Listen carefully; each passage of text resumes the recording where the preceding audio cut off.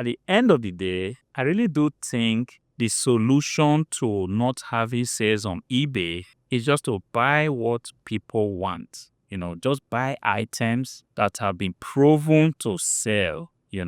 Gone are the days where you want to take a gamble on an item that doesn't have a market already. This is not a good thing because a lot of us don't have unlimited money to just begin to test products here and there, and it's a bad thing when you take out from your limited capital and try to buy some inventories, and then the items just get to sit for like 2, 3, up to 4 months. That's not where you want to be, because if you continue to run your business like that, then there's no way you're going to be able to meet your commitment in terms of your rent, in terms of your insurance, in terms of your car notes. At some point, the business is going to take a hit, because a business that is not seen bringing out money at least every day, every 2 days, every week, that business is not going to stand, the challenges that the present day world actually poses on you as a business, because you're going to be paying taxes, you're going to be paying the services that you subscribe to. Perhaps you've got software here and there that you use in running your business.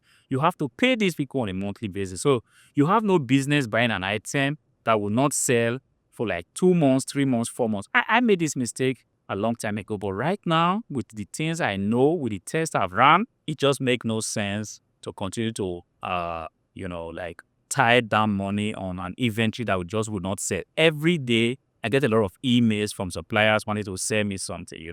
Whenever they send me their list, I just look through and I go back to eBay, because this is where the whole thing actually happens.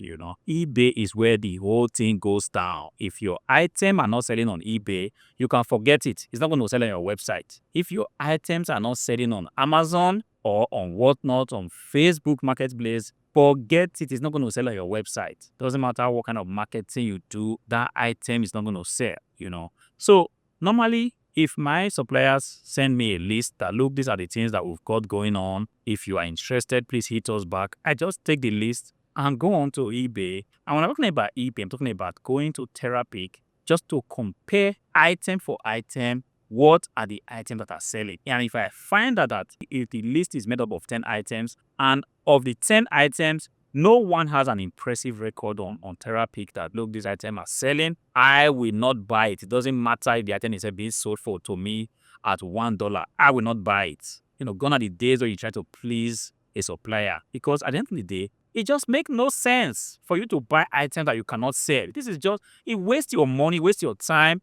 It makes you angry each time you see this item, this spy looking at you. It just gets you worked up, and if you're not careful, it's one of the reasons that ultimately makes you want to quit the reselling. It's very straightforward. It's very easy if you know what to do, or if you know what you are doing. The problem is that when you are starting out, you do not know what you are doing. And this is the reason why you make a lot of mistakes. And you are not alone, because I also made a lot of mistakes while starting out to resell. Problem is that we do not know what items sell, and you've not gotten the skills that you need to actually identify the items that sell. And even when you do have these skills, you do not have the discipline to stay away from items that don't sell, because there is this kind of thing, this pressure that makes you feel like if you're not buying things, your business is slowing down, you are not really doing things. It's better for you not to be buying anything. It's better for your shop not to have any inventory than for you to buy inventories that don't sell. There used to be a time Terapic wasn't available to every seller.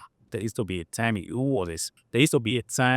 Terapic was a paid subscription, and not everybody wanted to pay this subscription fee after that. They didn't really know what was selling or what not. But today, November 2024, you have no business buying an item that don't sell. It's even better to be fighting with the competition in terms of price, but then you know that the items sell. And given that eBay will always rotate the traffic between or amongst all sellers, then you stand a chance of actually selling your item. But for you to buy an item that don't even have a market, that is a no-go area, and it's something that you shouldn't be doing. In fact, the last test I just ran now was on a particular laptop. When I saw this laptop, I knew I went on to Terapic to query the system to see if there was a market for this laptop. And I saw that, yes, this was a laptop that was selling. Everybody wanted it. It was selling every day. As a matter of fact, every day, perhaps 2, 3, 5 pieces of this laptop was being sold, depending on the condition and depending, of course, on the price. When I saw it, I said, okay, this is exactly a good place to run a test. All right. So I did go ahead to buy this laptop from one of my suppliers and then went ahead to list it on eBay. It wasn't as if my price was the best. Price per price, I wasn't the best price. But I did do a good job with making some really decent photographs and then also making sure that, yes, I did some bit of good description, actually detailing that, look, this item is in very good condition. If your price is not the best out there in the market, then you have to capitalize on the other strategies, which is using the best description and using the best image or pictures that you can possibly can, which I did. I went ahead to describe my item that, look, this laptop is in a very good condition. If you buy it, you'll be sure to receive a laptop, not make you angry. A laptop that doesn't have any terrible signs of it. So I went ahead, posted it on eBay, and true towards the information that is on Terapic, this laptop sold exactly 2 days after. I made my profit from the selling it, and I'm going to be shipping it off to the buyer as soon as I get to the warehouse on Monday. This was a confirmation to me to say, look, it's better to just invest your time in trying to research or figure out the item that sells in your category. I don't know the category in which you sell. It could be clothing, it could be building materials, it could be home utensils. It makes a lot of sense if you would only focus on the items that sell. If you do not find these items or you don't have the way of finding these items, move on to a different category where you are able to get items. Do not be fooled. Do not let any supplier deceive you by trying to make you feel like they are doing you a pleasure by giving you these items, even though the items are not in high demand, but because you don't want to say no because you are scared, you don't know where to get the next supplier, you just go ahead and pick items that the therapy system is telling you, look, in the last 1 month, we only sold 3 pieces of this item.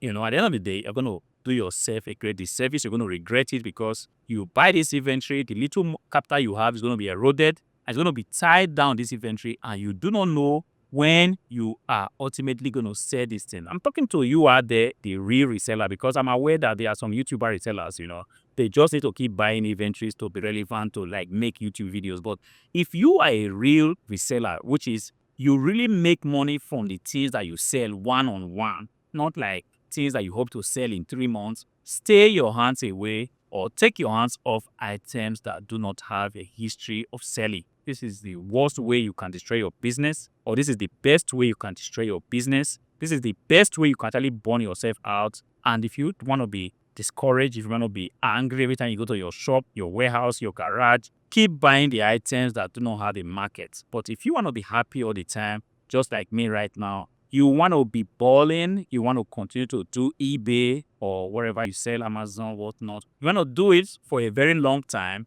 The earlier you begin to tell yourself, look, no more buying things that don't have a market. I will only focus on the items that are proven to sell. The better it's going to be for you. I hope this video finds you where it helps you to recheck the strategy you are using right now for your reselling business. If it's a strategy that is not working, strategy that sees you just buying items that don't sell, please take a rethink, take a look at your shop, spend more time reconstructing the whole strategy that you have in place, and you ultimately be better off for it. Until I see you again, peace.